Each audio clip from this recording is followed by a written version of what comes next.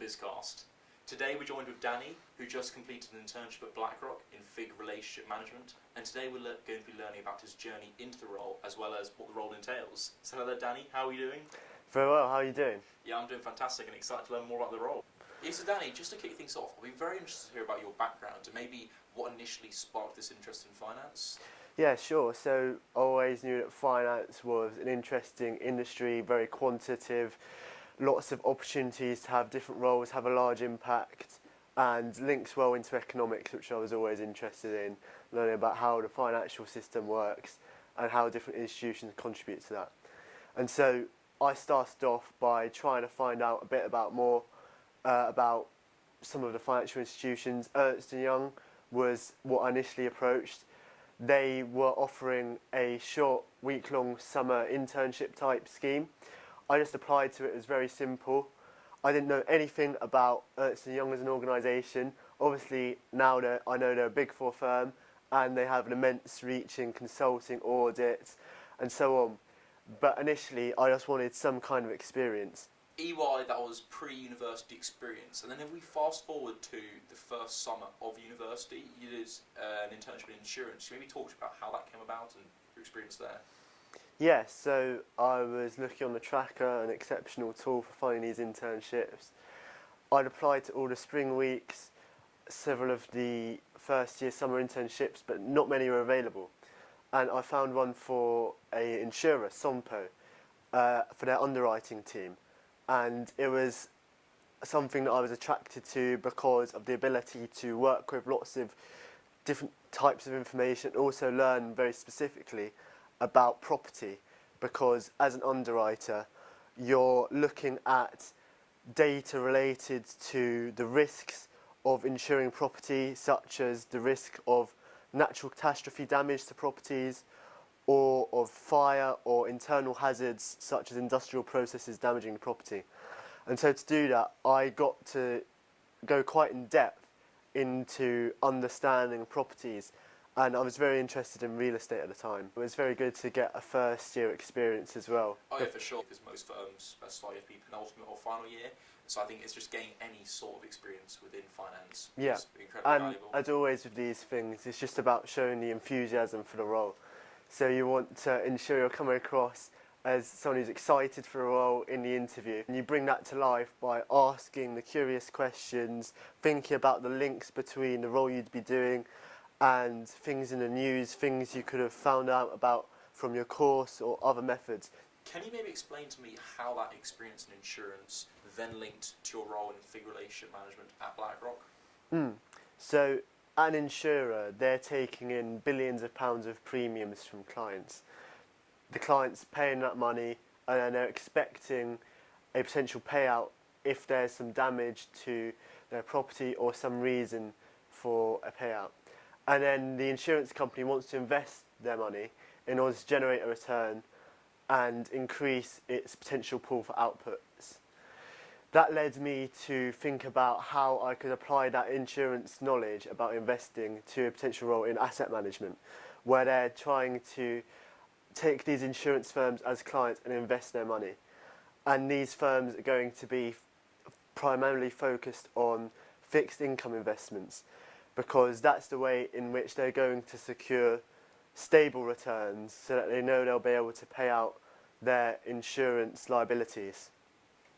Cool, that's a great explanation of how the different sectors link into each other. And in terms of the role at BlackRock, did you specifically apply to be in that team, or was it something you were allocated slightly later on? Yes, so the Financial Institutions Group Sales and Relationship Management function at BlackRock was a specific role that I chose early on in the application process. In July, they opened the applications to essentially a higher view. There were a few quick questions. Again, enthusiasm was the most important point, as well as some basic research on the company. But then I found what they were looking for was for people with specific technical understanding of the group, because despite it being a sales and relationship management function, they wanted people who had a good understanding of the needs of insurers, because that's how they add value. They understand the requirements and then invest their money accordingly. You mentioned it started out with a high view, the interview process, but maybe from then on, explain what it entailed. Yeah, so they took a very long time to come back. Okay. I believe in February Yes. I actually got the interview, the first round interview, and this was with two of the VPs at the firm. They were asking both technical, behavioural and motivational questions. I found that the technical questions did link well to my background in insurance, so I was very much able to answer those effectively. I also found that having the wider reading around asset management and insurance trends was vital for being able to convey my interest in the role. So it sounds like this role was very much a natural fit, given your background. But can you maybe explain to me what attracted you to BlackRock, looking at the company more broadly? So BlackRock are the world's biggest asset manager. They've got over $11 trillion of assets under management. And with that scale, they're going to be trading on behalf of their clients on a global level. And their investments are going to be global as well. They're going to have origination capabilities across the globe, and their insurance clients are also going to be multinational. I also found that their focus on private markets really interested me. They've recently acquired two firms, GIP, Global Infrastructure Partners, who are an industry leader in infrastructure investment, which fits well into the portfolios of insurers. Also HPS, who were a private credit investment firm, and they were also highly tailored to the role I would be playing in the sales and relationship function. So I found it very interesting to be at the firm at a time when there was considerable growth in the team, and when I'd be able to find out more about private markets, which is likely to be the future of investments, not just for insurers, but for all kinds of institutions and more recently retail investors. Danny, I'm curious to hear how the work in relationship management differs to someone who's working in investments in terms of those day-to-day tasks you will be working on. Yeah, so on the investment side, the portfolio managers are focused on actually executing the trades which are going to ensure that they keep within the guidelines that they've agreed with the insurer. So you want to ensure that the client is aware of everything that's going on in the portfolio, and this is where relationship managers come in. You need to discuss with the client when there's any changes that the investment team think could be made to the portfolio to improve it, whether there are any cases where you can adapt to offer new strategic opportunities to the client, such as there may be a new business opportunity by investing in a new asset class. As part of the role, sales is conveying the benefits of that to the clients. I'd also say that reporting was a key part of my role, doing the analysis of how their portfolio is performing on all the key metrics, and then delivering also presentations on the sustainable impact of their portfolios. And because of the range of asset classes, there's a lot of information to be provided to them, such as how their infrastructure investments are performing, or whether there are any credit downgrades on their public fixed income portfolio. Would you say there's a certain sort of person who would thrive in relationship management versus investments? Does it attract a different personality? You don't need to be so numbers driven for the sales and relationship management role.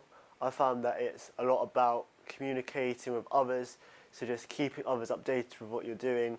If you enjoy selling a firm and their products, if you're passionate about trying to improve the outcomes of a client, then it's really the role for you. Looking at the sort of career progression within FIG relationship management, can you talk me how it goes from when you're a graduate to then gradually progressing up the ranks?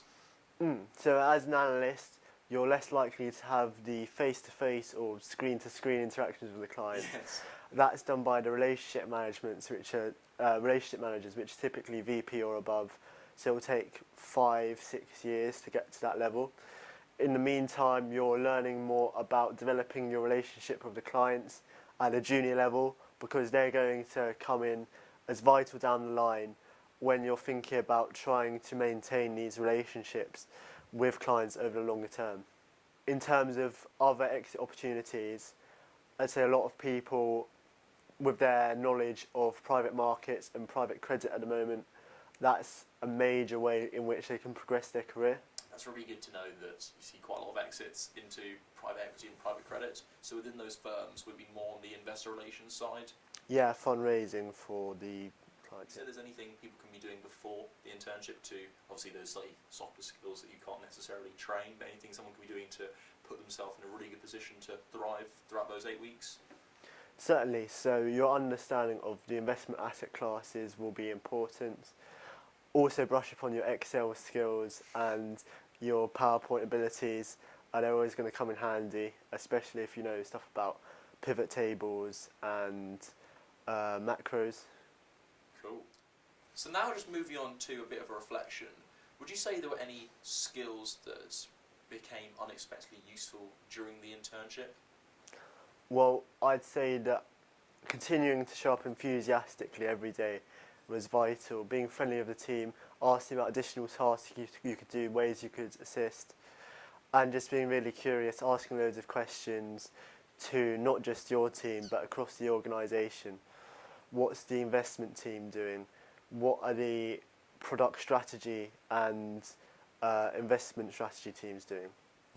Cool. So it sounds like they're looking for an intern who essentially is just very keen, shows up every day, being proactive, trying to learn about different business areas. Another thing was that there were lots of technology tools that I had to use that were specific to BlackRock, and I'd say it was vital that I was able to learn how to use those quickly because they were vital to every part of the role I did. And then finally, what advice would you give students, second and third years who are wanting to land a similar role?